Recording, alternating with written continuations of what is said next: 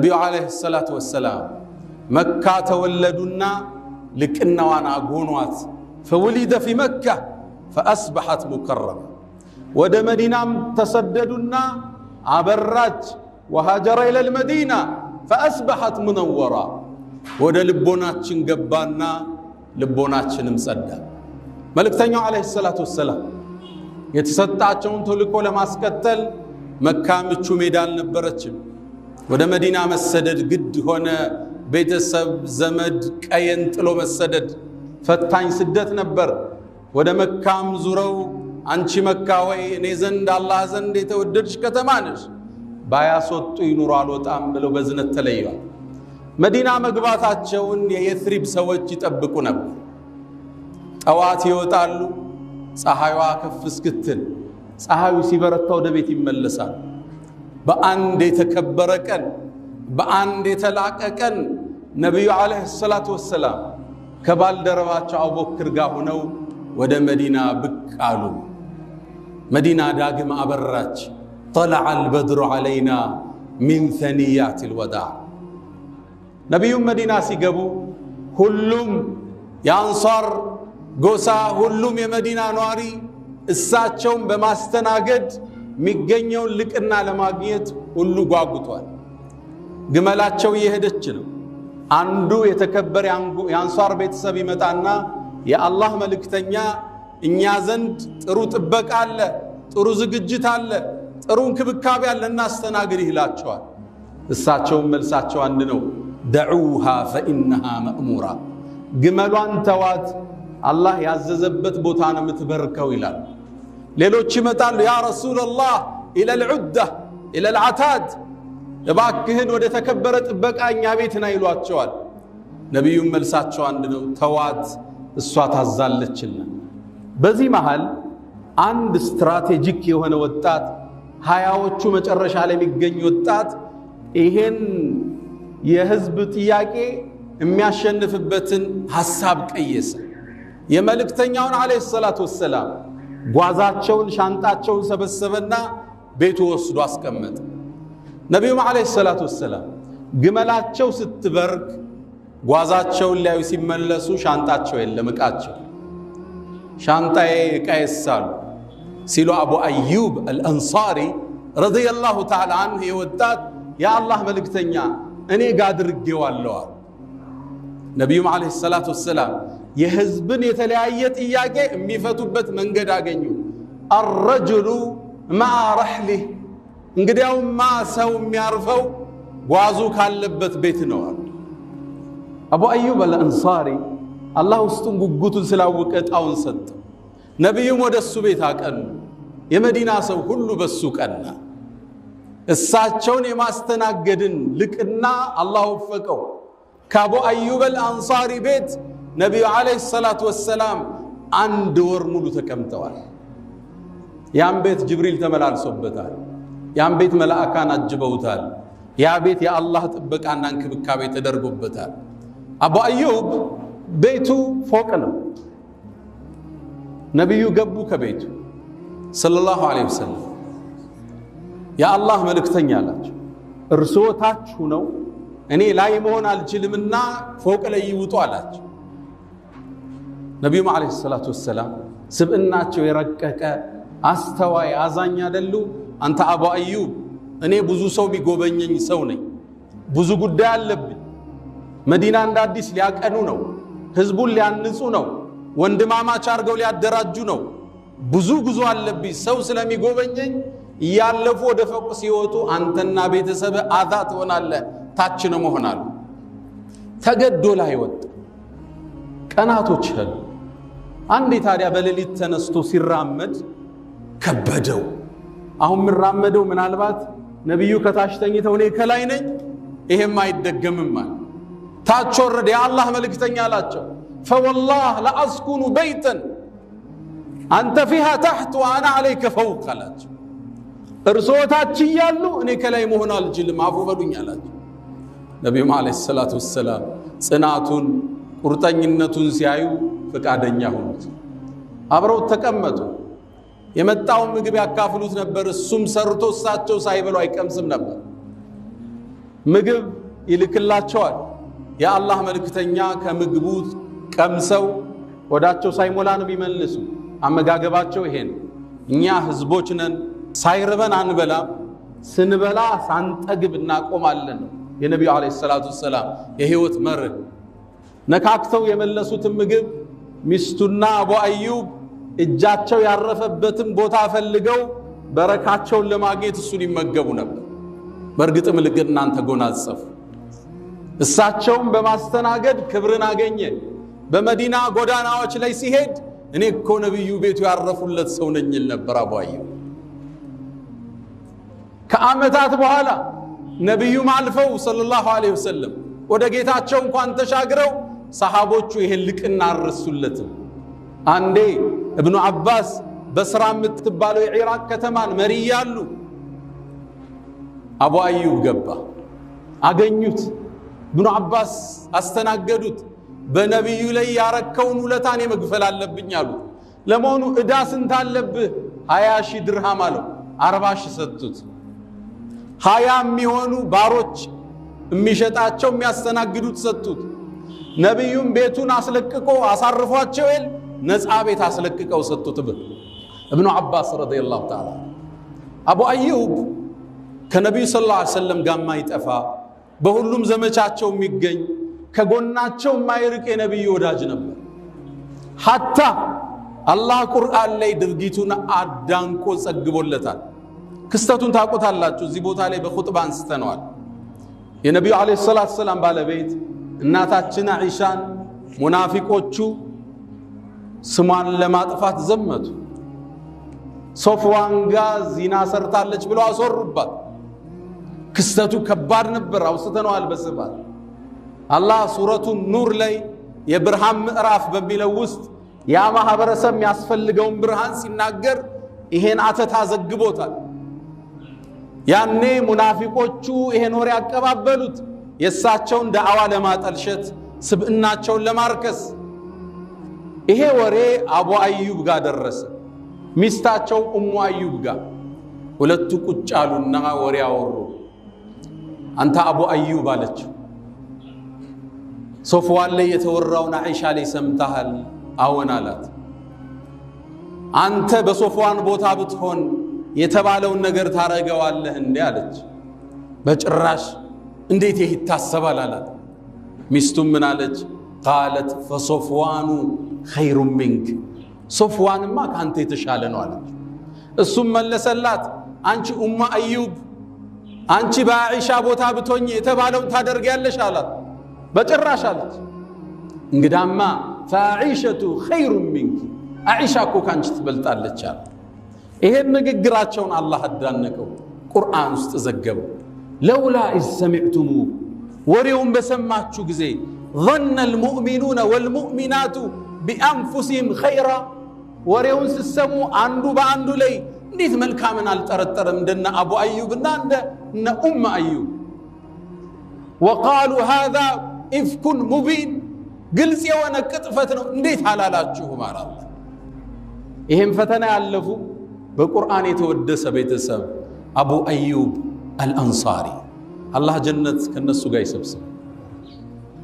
ነብዩ አለይሂ ሰላቱ ሰላም የኸይበርን ጦርነት ሲጨርሱ ሶፊያ የምትባለውን ባለቤታቸውን አገቡ።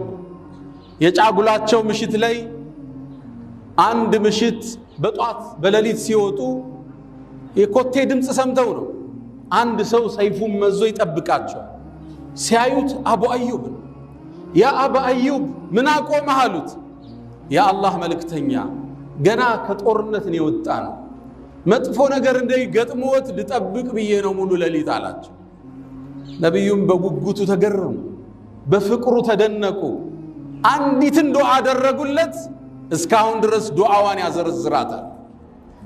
ሐረሰከላህ ያ አባ አዩብ ሐየን ወመይታን፣ አቡ አዩብ አላህ በህይወትም ሙተም ይጠብቃል ነብዩ አለይሂ ሰላቱ ሰላም። ይሄን ዱዓ እሱ አገኘ፣ ወሰደ፣ ደረጃው ከፍ አለ። አቡ አዩብ በየትኛውም የእስልምና ዘመቻ ላይ ቀርቶ አያውቅም። ገና ነብዩ አለይሂ ሰላቱ ሰላም ወደ መዲና ከመሰደዳቸው በፊት በይዓቱል ዐቀበቱል ኡላ ወሳኒያ በጨለማ ያደረጉት ከመዲና ጎሳዎች ጋር ውይይት አለ ሚስጥር እዛ ላይ ተገኝቷል። በይዓተ ርድዋን ለአላህ መስዋዕት ለመሆን የተማማሉበት ዛፍ ላይ ተገኝቷል። ሁሉም ጦርነቶች ላይ ተሳተፈ። እሱ ነብዩ ወደ አኺራ ሲያልፉ 40 ዓመቱ ነበር። ከርሳቸው በኋላ 40 ዓመት ኑሯል። ጠቅላላ 80 ዓመት የተከበረ የታፈረ ሆኖ ኑሯል። በጀሃድ ጥሪ ቀርቶ አያውቅም። አቡበክር ጋር ዘምቷል፣ ዑመር ጋር ዘምቷል፣ ዑስማን ጋር፣ አልይ ጋር፣ ሙዓዊያ ጋር ዘምቷል። አቡ አዩብ አልአንሳሪ እድሜው 80 ዓመት እንደደረሰ አንድ ዘመቻ ሙዓዊያ ጠራ፣ የሙስሊሞቹ መሪ። ልጁንም የዚድ ኢብኑ ሙዓዊያን የጦሩ መሪ ያደረገው። ዘመቻው እንደተለመደው የአረቡ ሀገር ላይ አልነበረም። ወንዝ አቆራርጠው የሚሄዱበት ዘመቻ ነው። ወደ አሁኒቷ ኢስታንቡል ነበር የሚሄዱት። ያኔ ቦታ ቆስጠንጢንያ ትባላለች። የነሷራዎቹ ጠንካራ ግዛት ምትባለች። ይሄን ግዛት ግን አንዴ እንደሚከፈት ነብዩ አለይሂ ሰላቱ ወሰላም ተንብየው ነበር። ለቱፍተሐነ القسطنطينية ኢስታንቡል ትከፈታለች አሉ። ያኔ የነሷራዎቹ ግዛት ነች፣ የተከበረች የታጠረች ነች። እሷን መክፈት ያልሞከረ የለም፣ ተሳክቶለት በታሪክ የሚያቀል ግን እሷ ትከፈታለች አሉ። ያኔ ነብዩ አለይሂ ሰላቱ ወሰላም فلنعم الامير اميرها ያኔ በመሪነት የሚከፍታት አሚሯ መሪዋ ምንኛ ያምር። ولنعم الجيش ذلك الجيش ያ ሰራዊት ምንኛ ያምራሉ ነብዩ አለይሂ ሰላቱ ወሰላም። ይሄን ልቅና ለማግኘት ከሰሃባው ትውልድ ጀምሮ ለ800 ዓመታት ሁሉም ዘምቷል። ምርጡ መሪ ለመባል በነብዩ አለይሂ ሰላቱ ወሰላም አንደበት ያ ሰራዊት ዘምቷል። በየጊዜው ተሞክሯል። የመጀመሪያው ጉዞ የተደረገው በ56ኛው ሂጅሪያ ሙዓዊያ የዚድን አሰም ሹሞ ሰራዊቱላ ጦሩ ሲንቀሳቀስ አቡ አዩብ 80 ዓመቱ ነው። ካልዘመትኳል ልጆቹ መጡ፣ ሰሃቦቹ መጡ። እንዴት ትዘምታለህ? እስከ ዛሬ ታግለሃል፣ አሁን 80 ዓመት ነው አሉት። በጭራሽ አላህ ቁርአን ላይ ያለውን አልሰማችሁም? እንፊሩ ኺፋፈን ወፊቃላን ብሏል። አልቀርም አላቸው። እኒህ የ80 ዓመት የእድሜ ባለጸጋ ዘመቱ። ጦርነቱ ተጀመረ። ፈታኝ ነበር ጦርነቱ። ከፍተውት ሊገቡት አልቻሉ። ያኔ አቡ አዩብ ታመመ። ሲታመም የዚድ የጦሩ ጀነራል መጣ። ያ አቡ አዩብ እንዴት ነህ አለው። አይ ምድን አይመስለኝም አለ። ታዲያ ምንድነው ወሲያ አለው። አደራ ስጠኝ፣ ከሞትኩኝ ወደ ጠላት ድንበር ጫፍለኛ ቀበሩኝ አላቸው። ምችለውን ያህል ግፋና ዛሬ ይቀበረኛል እንዳለው ምሩሁ ወደ ሰማይ ተሻገረች። የዚድ ኢብኑ ሙዓዊያም ጀናዛውን ተሸክሞ ወስዶ ቆስጠንጢንያ ያሁኑ ኢስታንቡል አጥሩ አካባቢ ቆፍሮ የመጨረሻ መሄድ የሚችለው ቦታ ቀበር። ጦሩ ሊመለስ ሲል የሩሞቹ መሪ ቀይሰር ከላይ ላይ ሆኖ ሲመለከት አንድን ቀብር ተመለከተ። የማን ቀብር ነው አሉት። ይሄማ የሙስሊሞቹ ሰራዊት ጋር ዘምቶ የመጣ አንድ ሰው ነው። ደብዳቤ ጻፈ። ለማን? ለየዚድ ኢብኑ ሙዓዊያ። ከፊት ለፊታችን ሰው ቀብረህ ሄደሃል፣ እንቆፍረውና ስጋውን ለውሻ እንሰጠዋለን። የዚድ ኢብኑ ሙዓዊያ ደብዳቤውን ገለበጠና ስማኝ አለው። ይሄ ሰው አቡ አዩብ ይባላል፣ የመልእክተኛው የቅርብ ወዳጅ ነው። ቀብሩን ትነካውና ቀብር የተባለን ቆፍሬ ደፋለዋል። አገሬ ላይ ያሉ የእምነት ቦታዎቻችሁን አቃጥላል። አገሬ ላይ የእናንተ እምነት ተከታይ አይኖርም። ሰራዊት ጥጉማይ ታወቅ ይጀመጣለው፣ አንገትህን ከተከሻህ ለየዋለሁ። ቀይሰር እንዲህ አይነት ዛቻ ሲሰማ ወደ አጉል ፈተና እየገባ መሆኑን አወቀና ገልብጦ ምን አለው? በቃ ቀብሩን አንነካው፣ እናንተ ዘንድ ያለውን ቦታ ማወቅ ፈልገን ነው፣ ጠባቂ እናረግለታለን አለ። ቀብሩ አስታወሳችሁ ነብዩ ምን አሉት? ሐረሰከላህ ሐየን ወመይታ። አንተ አቡ አዩብ ሙተህም በህይወትም አላህ ጠባቂ ያርግል ብለዋል። አሁን ጠባቂው ማን ሆነ? የጠላት ጦር ዘበኛ ቀጠረ።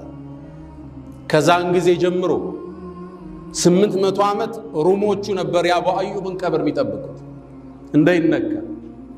800 ዓመት ከ800 ዓመት በኋላ ሙሐመድን الفاتح ከፍቶ ገባ ቁስጥንጥንያ ድል አደረገ ሙስሊም ከዛም በኋላ እስካሁን ድረስ አሁን ቱርክ ብትሄዱ የአቡ አዩብ አልአንሳሪ ትልቅ መስጂድ ታገኛላችሁ ቀብሩንም እየተጠበቀ ታገኙታላችሁ ከዛን ጊዜ ጀምሮ እስካሁን ለአቡ አዩብ አልአንሳሪ ዘበኛ ተደርጎለታል حرسك الله حيا وميتا ነብዩ ሊጠብቅ ነው ያደረው አላህ ጠባቂ በህይወትም ሙተህም ያደርግልን ተባለ እንዴት ያለ መታደል እንዴት ያለ ከፍታ አላ ወፈعلوا الخيرات واستغفروا ربكم فطوبى للمستغفرين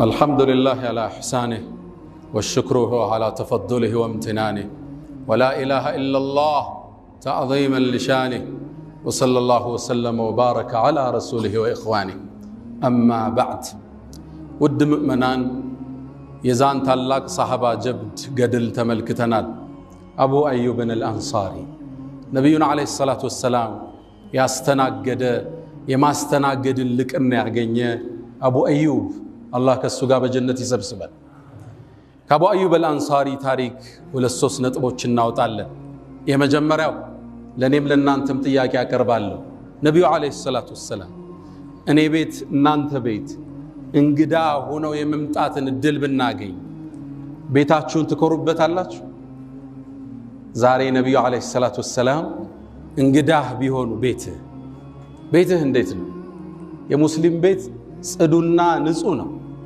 ባለችው አቅም የ10 ሺህ ብር ወንበር ይሁን የ3 ሚሊዮን ብር ሶፋ ጽዱ ነው ሙስሊም ቤትህ ንጽህናው እንዴት ነው ሽንት ቤቶች መስገጃው ምንጣፉ ንጽህና ለሳቸው መስተንግዶ ይመጥናል እሺ ወጣት ነህና ወደ ክፍል ሲገቡ ግድግዳው ላይ የሰቀልከው አድና የምታደንቃቸው የእግር ኳስ ተጫዋቾች ይኖራል የፊልም አክተሮችስ ቤትህ ነብዩ ቢያዩት ምታፍርበት ቤት አይደለም ሰለላሁ ዐለይሂ ወሰለም እሺ አንተና ልጆች ተነስታችሁ በጀማዓ የምትሰግዱ ናቸው ሱብሂ ታነቃቸዋለህ እሳቸው እንግዳ ናቸው የቤትህ ሁኔታ እንዴት ነው አዳርህ ምን ይመስላል ነው ወይስ አሁንም ባለቤትሽ ጋር እንደተኮራረፋችሁ ሸይጣን አዛና ዚ ክፍል ላይ አይቷችሁ ሳምንት ጎሜ ውስጥ ሆናችሁ ነው ነብዩ የምታስተናግዱት ሁሌም የሙስሊም ቤት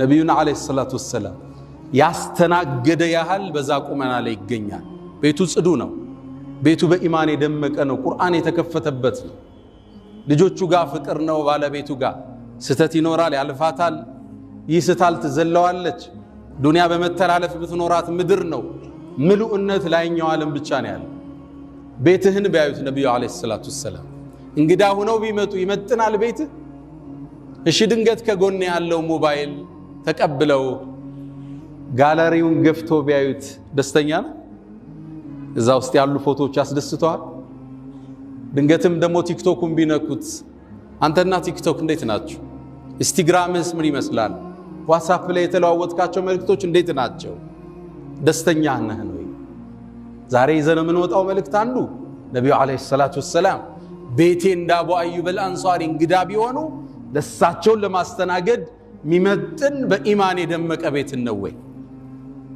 ሁለተኛው አቡ አዩብ አልአንሳሪ የተቀበረው ኢስታንቡል ነው ቱርክ ውስጥ ነው የተወለደው መዲና ነበር ያን ሁሉ ሺህ ኪሎ ሜትር አቋርጦ ዛ አካሉ አርፏል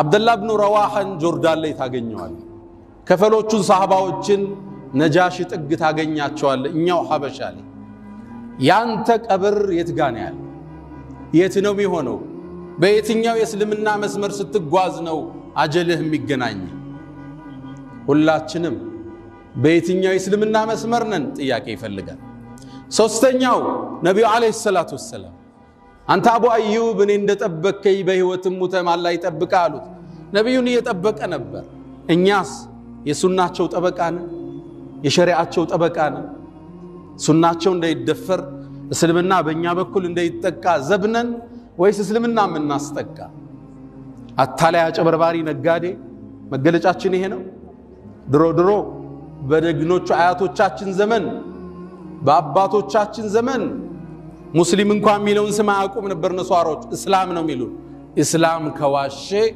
ቀኑ ተበላሸ ይሉ ነበር አይዋሽም እስላም ካበለ ቀኑ ዘነበለ ይባል ነበር ያኔ አሁንስ ቸክ ሰጥቶ የሚጠፋው ማን ነው ተደውሎለት ማያነሳውስ የሰው ሐቅ የሚያሳደው እስልምና በእኛ እየተጠቃ አይደል አሁን ማን ነው ሞዴል ነጋዴኛ ውስጥ ሞዴል መምህር ማን ነው ሞዴል ኡስታዝ ማን ነው ሞዴል ሼክ ኢማም ማን ነው እሱን ስታየው እስልምና የሚያስታውስ ግለሰብ ማን ነው እስልምና አሁን በእኛ በኩል እየተጠቃ አይደለም ወይስ እንደ አቡ አዩብ አልአንሳሪ የእስልምና ዘብና ጠበቃ ብዙ ጊዜ እስልምናን አላህ ወፍቋቸው ወፍቆኝ እጀለ የሚቀበሉ ሰዎች ምሰጣቸው ሶስት ምክር አለ ሶስት ምክር የመጀመሪያው እስልምና የእውቀት ዲን ነው በጨለማ ማመን የለም አንብቡ ነው ምላችሁ ወቁ ዩቲዩብን እዩት ዳዕዋውን አዳምጡት መጽሐፉን አንብቡት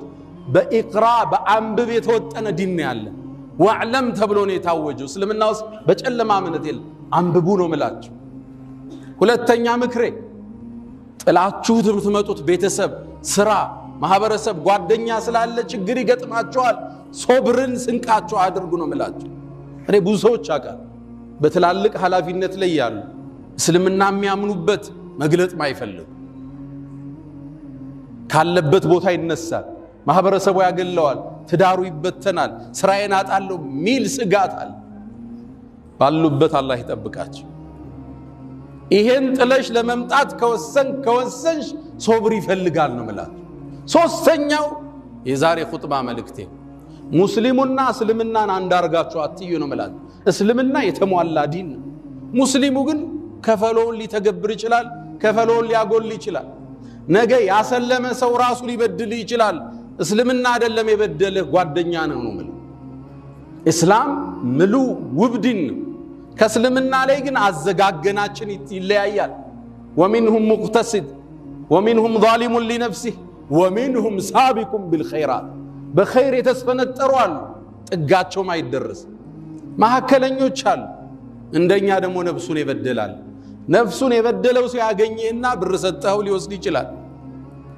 ሊዋሽህ ይችላል ሊያማህ ይችላል ያኔ ሙስሊሙ እንጂ እስልምና አይደለም የበደለ መልእክቴ አንድ ነው የእስልምና ዘብንሁን ጠበቃንሁን እስላም በእኛ በኩል እንደይጠቃ እኛን ሰው ሲያይ እስልምናን የሚቀበልባቸው ምክንያቶችን ነው يا من تحبون النبي محمد صلوا عليه وسلموا طول المدى فصلاتكم وسلامكم نورا لكم بأمسكم وبيومكم ولكم غدا إن الله وملائكته يصلون على النبي يا أيها الذين آمنوا صلوا عليه وسلموا تسليما اللهم صل على محمد وعلى آل محمد كما صليت على إبراهيم وعلى آل إبراهيم وبارك اللهم على محمد وعلى آل محمد كما باركت على إبراهيم وعلى آل إبراهيم في العالمين إنك حميد مجيد اللهم أعز الإسلام والمسلمين وأذل الشرك والمشركين